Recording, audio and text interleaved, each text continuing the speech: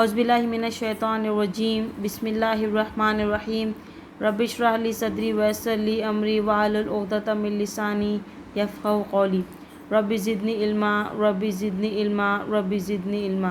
अस्सलामु अलैकुम वरहमतुल्लाहि वबरकातुह।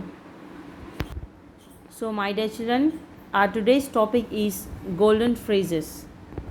Let us learn the golden phrases that are said by the Muslims depending upon the situations, right?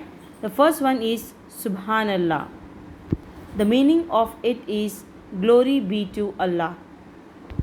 We must always praise Allah subhanahu wa ta'ala by saying Subhanallah. Why? Because Allah subhanahu wa ta'ala is praiseworthy.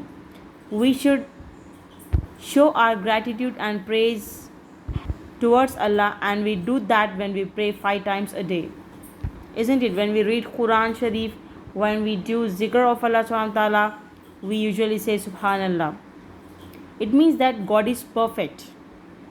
And Subhanallah, when we say, children, when going down from the high place, we should say Subhanallah.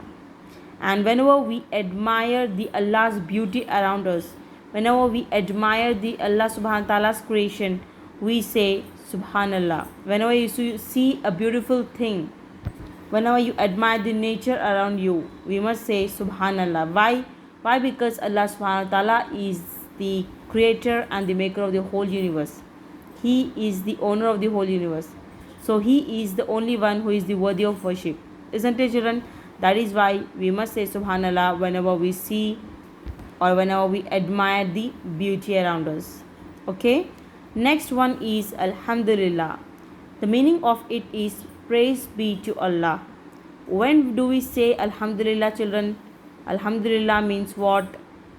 Praise be to Allah. All the praise is to Allah subhanahu wa ta'ala only. The meaning of Al means it includes all the types of praise. Every praise is for Allah subhanahu wa ta'ala. When you say Alhamdulillah, all praise, every single type of praise belongs to Allah subhanahu wa ta'ala. That means we are thankful to Him for everything He has given us, and we know He is praiseworthy. Isn't it, children? The food we are eating, the clothes we are wearing, the house we are living in it, these all facilities are provided by Allah subhanahu wa ta'ala. So we must be thankful to Him, isn't it? So for these facilities, we must thank Allah subhanahu wa ta'ala. We must say Alhamdulillah.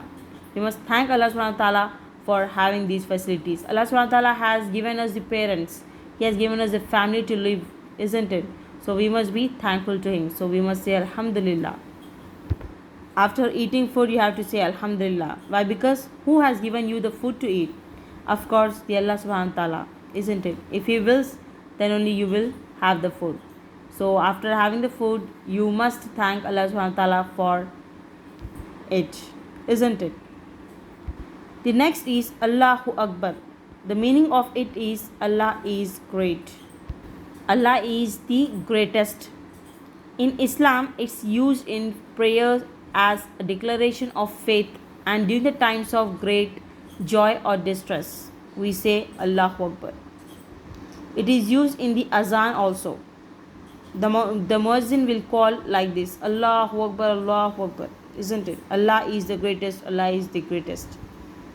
Why? Because no one is like Him. He is perfect. Allah is the greatest. He is the creator, the maker of the whole universe, and He has created the universe in the best of manner. He is the greatest. Nothing is comparable to Him, isn't it? He is perfect. Next is Jazakallah. The meaning of it is may Allah reward you. Jazakallahu khaira is a term used as expression of gratitude. Meaning of it is may God reward you with goodness. Instead of saying thanks to anyone who helps you, you have to say Jazakallahu khaira. If you say that, then you are actually giving the dua to your Muslim brother, isn't it? So whenever anyone helps you, you have to say Jazakallahu khaira. It means that may Allah subhanahu wa ta'ala reward you with goodness. Okay? Next one is MashaAllah. The meaning of it is Allah has willed it. what God has willed, in the sense of what God has willed has happened. It is used to say something good has happened. Okay, when something good happened to you, like you got the first rank in the class, so at that time we say mashallah. It means that Allah subhanahu wa ta'ala willed it. Allah subhanahu wa ta'ala willed it, then only you got the first rank. So that is why we must say mashallah. If something good happens to you, you have to say mashallah. If something good happens to anyone, you have to say mashallah. The meaning of it is Allah has willed it, that is why it happened, isn't it? The next is insha'Allah. The meaning of it is if Allah wills.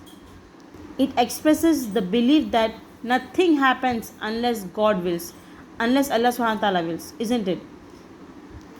Nothing can happen in this world except Allah subhanahu wa ta'ala's permission, isn't it? When you intend to do something, you have to say inshallah.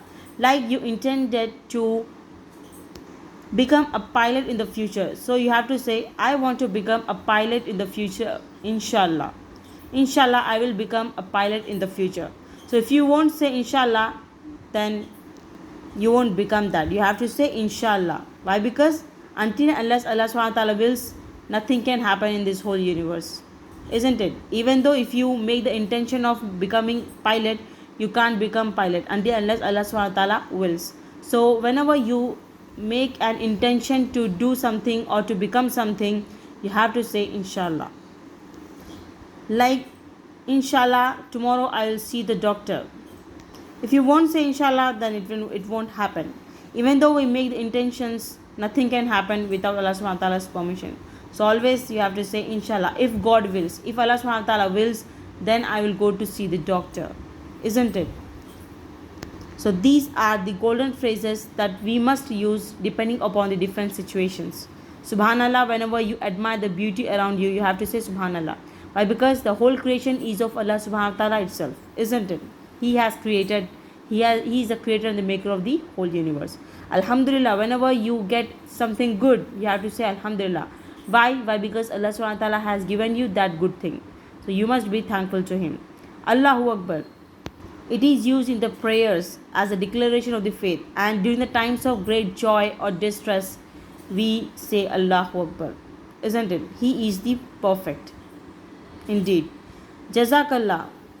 If someone helps you, you have to say Jazakallahu khaira. Instead of saying thanks, you must give dua to your Muslim brother by saying Jazakallahu khaira. May Allah reward you, isn't it? Next is mashallah. If you achieve something, you have to say mashallah. If you see someone achieving something, if you see someone winning something, you have to say mashallah. Why? Why? Because Allah subhanahu wa ta'ala has willed it, that is why they got that victory, isn't it? Next is inshallah. Whenever you make intentions, always say inshallah I will do this, inshallah I will become that, and etc. Why? Because nothing will happen in this universe except by Allah subhanahu wa ta'ala's permission. Okay children, may Allah subhanahu wa ta'ala guide us on the right path and make us the best of humans. Ameen. Well, that's it children. It was the end of our unit 16. Inshallah, see you in the next video. Till then, stay safe, stay connected. Assalamu alaikum wa rahmatullahi wa barakatuh.